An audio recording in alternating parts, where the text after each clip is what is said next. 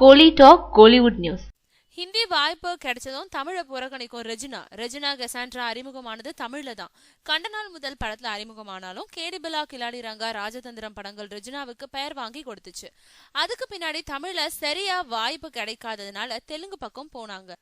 அங்க தொடர்ந்து வாய்ப்புகள் கிடைக்கவே சென்னைய மறந்தாங்க. தமிழ்ல மீண்டும் நெஞ்சம் மறப்பதில்லை, மாநகரம் மூலம் ரீ என்ட்ரி கொடுத்திருந்தாங்க.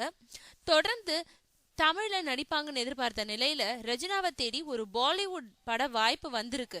அதுவும் அமிதாப் பச்சன் நடிக்கும் படத்துல. ஆங்கன் 2 என்ற அந்த பாலிவுட் படத்துல ரெஜினா தான் நாயகி. ஹிந்தியில நடிக்கிறது என்னோட நீண்ட நாள் கனவுன்னு சொல்லியிருக்கோம் ரெஜினா. இனி ஹிந்தியில தான் அதிகம் கவனம் செலுத்த போவேன்னு சொல்லியிருக்காங்க. இதனால தேடி வரும் தமிழ் இயக்குனர்களை ஆங்கன் 2 ரிலீஸ் வரைக்கும் காத்திருக்க சொல்றாங்களா.